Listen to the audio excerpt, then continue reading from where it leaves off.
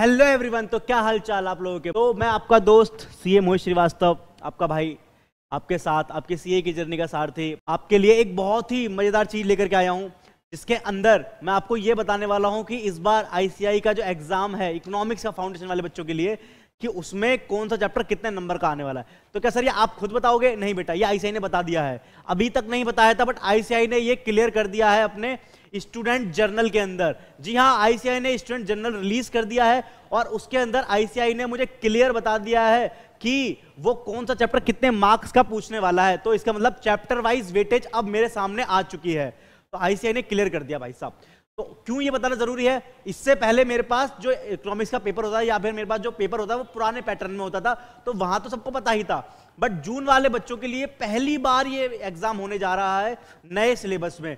और नए सिलेबस में हमें पता है कि इकोनॉमिक्स में एक पोर्शन और ऐड हुआ है, बीसी के हट करके मैक्रो पोर्शन और इंडियन इको ऐड हुआ है। तो अब ये कंफ्यूजन थी कि किस चैप्टर को कितनी वेटेज देनी है, किस चैप्टर की कितनी इंपॉर्टेंस है, तो उसके हिसाब से मैं कैसे पढ़ूं। बट आईसीआई ने बता दिया कि आपको किस चैप्टर पर कितना फोकस करना है, कौन सा चैप्टर ज्यादा मार्क्स का है तो आपको ज्यादा समय देने की जरूरत है, ज्यादा अच्छे से पढ़ने की जरूरत है, और कौन सा चैप्टर कम मार्क्स का है जिसको आप ऊपर ऊपर से पढ़ लेंगे तो भी आपको अच्छे नंबर मिल जाएंगे। तो सीधा चलते हैं अपने आईसीआई के चैप्टर वाइज वेटेज की ओर, जो कि मुझे स्टूडेंट जनरल में आईसीआई ने बता दिया है। तो ये मैंने आपके सामने स्टूडेंट जनरल ऑलरेडी ओपन कर रखा है। जी हाँ, ठीक है। तो ये रहा बिजनेस इकोनॉमिक्स का पेपर नंबर 4। और सर बाकी पेपर का क्या है? तो अकाउंट्स का मैंने ऑलरेडी आपको बता दिया है। अकाउंट्स की वीडियो ऑलरेडी डल चुकी है, आप देख सकते हैं। उसका जो लिंक है वो मैं यहाँ डिस्क्रिप्शन में भी आपको बता दूंगा, आपको डिस्क्रिप्शन में मिल जाएगा, मैं यहाँ पे अटैच करवा दूंगा, ठीक है। तो वापस आते हैं बिजनेस इकोनॉमिक्स पर। तो यहाँ पर हम देखते हैं क्या है मेरे पास, किस तरीके से आईसीआई मुझसे पूछने वाला है, किस चैप्टर में से कितना पूछेगा। सर ये बड़ी सरदर्दी थी आज तक, पता है आईसीआई ने बताया ही नहीं था अभी तक, लेकिन अब टेंशन की कोई बात नहीं है। क्यों? क्योंकि मैं आपका दोस्त इस समस्या का समाधान लेकर के आ चुका हूं। तो सबसे पहला चैप्टर जो है मेरा इंट्रोडक्शन वाला, nature and scope of business economics, जिसके अंदर मैं पढ़ता हूं इंट्रोडक्शन और बेसिक प्रॉब्लम वाला चैप्टर। तो सेक्शन 1 मेरा कितना नंबर का? ये 5% का है, 5 नंबर का यहां से पूछ सकता है वो।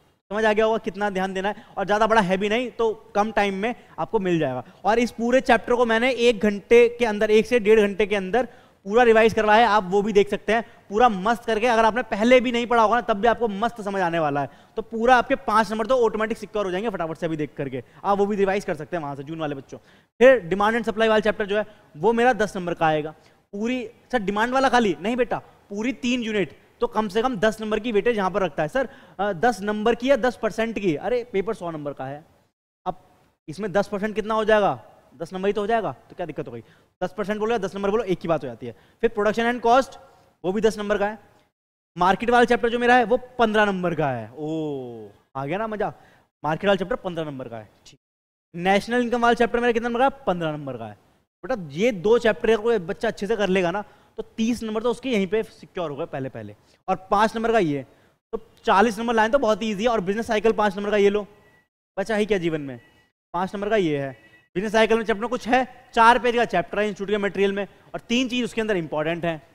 एक तो फेजेस, ठीक है, और इंडिकेटर्स। ये 2 चीजें मेरे को अच्छे से पढ़नी है, इनमें से बार बार क्वेश्चन आता है आईसीआई का। और 5 नंबर तक का ये रेलिवेंट है मेरे लिए। डिमांड और प्रोडक्शन 10-10 नंबर का है। ओके, तब समझ आ रहा है, हाँ ठीक है। उसके बाद 4 चैप्टर और मेरे, चैप्टर 7, चैप्टर 8, चैप्टर 9 और चैप्टर 10। चैप्टर 7 मेरा पब्लिक फाइनेंस 10 नंबर का, चैप्टर 8 10 नंबर का, चैप्टर 9 10 नंबर का, चैप्टर 10 10 नंबर का।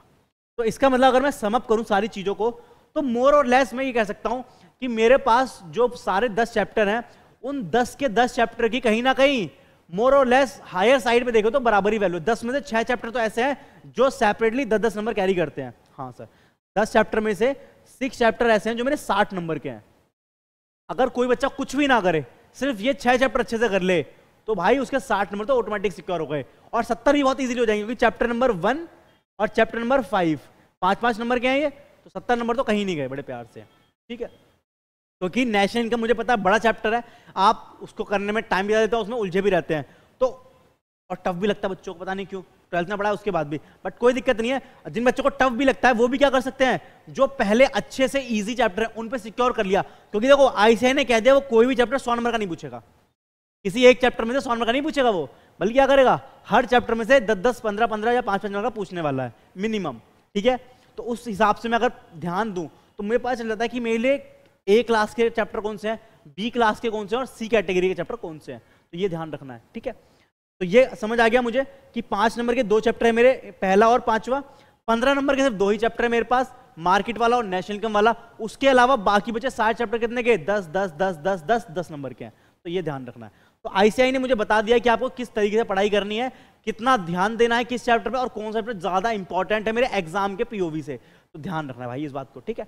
उसके बाद आईसीआई ने मुझे और क्या बताया इसके अंदर, देखो उसके बाद आईसीआई ने मुझे बताया, देखो क्या बताया कि ये मेरा पेपर नंबर 4 वाला, आईसीआई नहीं पता तब भी हमें पता था, नए पैटर्न भी सेम है, कोई दिक्कत वाली बात नहीं है, ठीक है। सारे क्वेश्चन कंपलसरी हैं, सारे क्वेश्चन क्या है, कंपलसरी है, और आईसीआई मुझे एग्जाम में बताएगा कि वो कौन सा क्वेश्चन कितने नंबर का है, वो मुझे बताता है वैसे भी, ठीक है। स्टडी मटेरियल कौन सा यूज होगा, October 23 edition is a relevant edition for June 24, जो अक्टूबर 23 वाला जो एडिशन है वो रेलिवेंट है मेरे लिए जून 24 के एग्जाम में लिखने के लिए, ठीक है, ओके।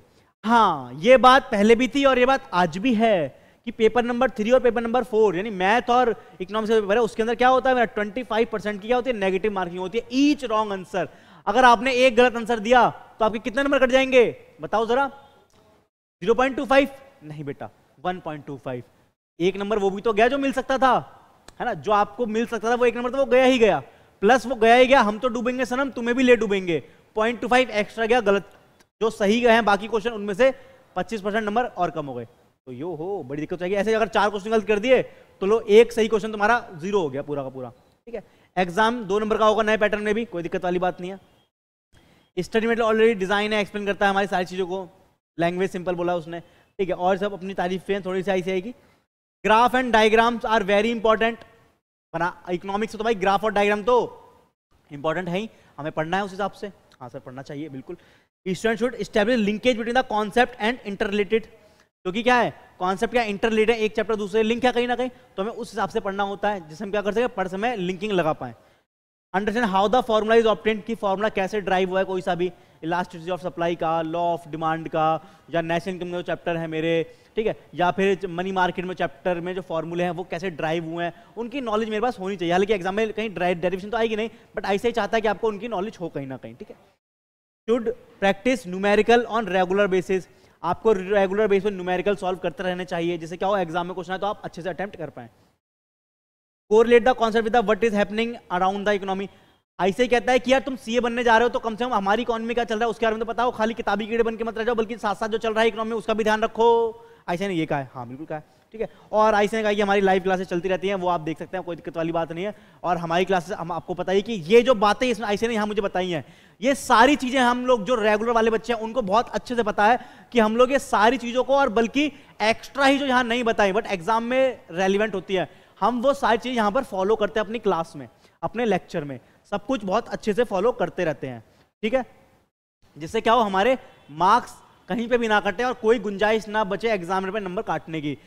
सारे test, MTP, RTP, previous year question जो भी हैं, हम हर तरीके से एमसीक्यू की प्रैक्टिस क्लास में करते हैं, कॉन्सेप्ट को इतना डीप में जाकर समझते हैं। हमारी जो कलरफुल बुक है, एकदम मस्त बुक बनी हुई है वो, कि आपको जरूरत ही नहीं पड़ती उसको आपको बार बार पढ़ने की, एक बार पढ़ लिया दिमाग में चीजें अपने ऑटोमेटिक छप जाती हैं। और सबसे बड़ी बात रिवीजन, हम हर क्लास में कितना बढ़िया रिवीजन करते हैं, हर क्लास में रिवीजन करते हैं हम पिछली क्लास का। मजेदार बात यह है, पिछली मतलब कि क्यूमुलेटिव पिछली क्लास, पिछली जितनी भी सारी क्लास हुई हैं उन सबका रिवीजन नेक्स्ट क्लास में हम जरूर करते हैं। तो ये एक बहुत स्पेशल फीचर है जिससे हमें सारा कंटेंट क्लास में याद हो जाता है। वाओ, ठीक है। तो ये सारी बातें एमसीक्यू पेपर होगा, फॉर्मूला सॉल्विंग है, ठीक है, ये सब बाकी सब हटा दो। अब मेरी ना आप लोगों से एक शिकायत है। क्या शिकायत है यार, तुम लोग क्या करते हो, बाकी जो वीडियोस वगैरह होती हैं, बाकी वीडियो मतलब कि कोई कंट्रोवर्शियल वीडियो है या इसमें मजा मिल रहा है, टाइम पास हो रहा है, मेरे करियर के पॉइंट ऑफ व्यू से, मेरी नॉलेज के पॉइंट ऑफ व्यू से, मेरे एग्जाम के पॉइंट ऑफ व्यू से कोई उसका लेना देना नहीं है, वो मुझे कहीं तक कहीं भी नहीं पहुंचाने वाली, बस मेरे टाइम को कंज्यूम करने वाली है वो वीडियो।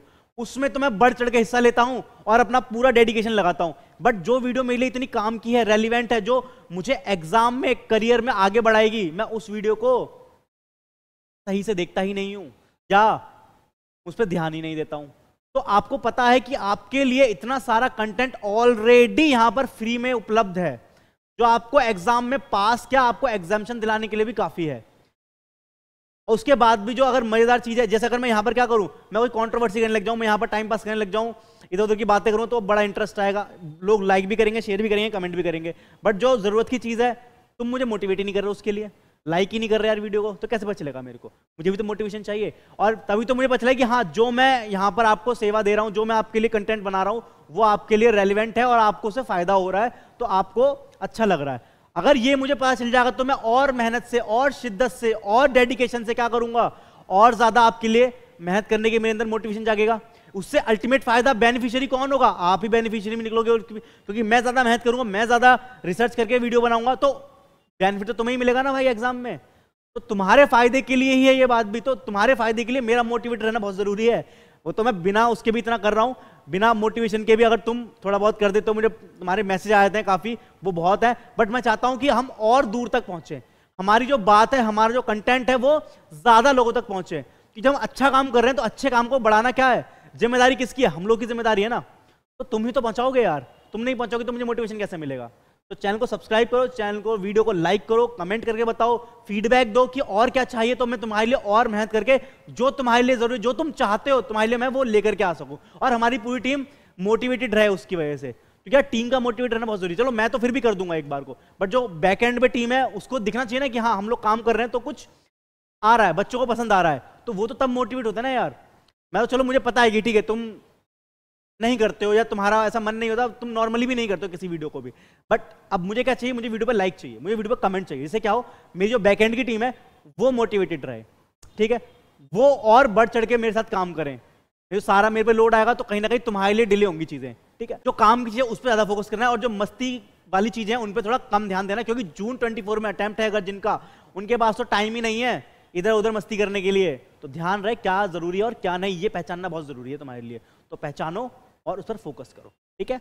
तो इन्हीं चंद शब्दों के साथ मैं विदा लेता हूं, और जाते जाते मैं एक बात कहना चाहूंगा कि जब तक इंसान हारा नहीं तब तक जीता हुआ रहता है। तो जून 24 वालों, अभी तुम हारे नहीं हो, ठीक है, अभी तुम जीते हुए हो, तो परफॉर्म भी कैसे करना है? विनर की तरह, ठीक है, विनर की तरह परफॉर्म करना है, विनर की तरह प्रैक्टिस करनी है, विनर की तरह रिवीजन करना है, कुछ भी हो जाए। अभी हारे नहीं है, अभी एग्जाम खत्म नहीं हुए, अभी रिजल्ट नहीं आया, अभी मेरे हाथ में ही सारी पावर है। तो जब मेरे हाथ में सारी पावर, तो मैं यूटिलाइज करूंगा ना उसे, तो करना मेरे भाई। किसका वेट कर रहा है? कोई और आएगा क्या? नहीं, तुझे ही करना है, करके देख, होगा, ठीक है। और टेंशन की बात नहीं है, मैं सब कर लूंगा, खुद बस खुद से इतना कहना है।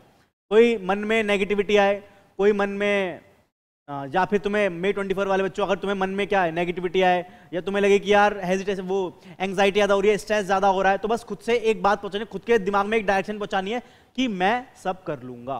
बहुत है, बस बार बार यही कहना है कि मैं सब कर लूंगा, मैं सब कर लूंगा, कोई दिक्कत नहीं है, मैं कर लूंगा, तो तुम कर लोगे, ठीक है। पॉजिटिविटी पहुंचानी है अपने अंदर, अपने दिमाग को फटाफट से, ठीक है। तो चलो अपना ध्यान रखो, अपनों का ध्यान रखो, और मेरे साथ जुड़े रहें। मैं आपका दोस्त, आपका भाई, आपका सीए का सारथी, आपकी जर्नी को आसान बनाने के लिए और आपके लिए हमेशा यहाँ पर उपलब्ध हूँ। कोई डाउट, कोई परेशानी, कुछ भी हो, आप कमेंट में मुझसे पूछ सकते हैं, ठीक, इजीली पूछ सकते हैं, मैं आपको तुरंत रिप्लाई करूँगा और कोशिश करूँगा जल्द से जल्द रिप्लाई कर पाऊँ, ठीक है, फटाफट से, लेकिन रिप्लाई 100% मिलेगा, कोई दिक्कत वाली बात नहीं है, ठीक है। तो चलिए, बहुत बहुत धन्यवाद मुझे सुनने के लिए।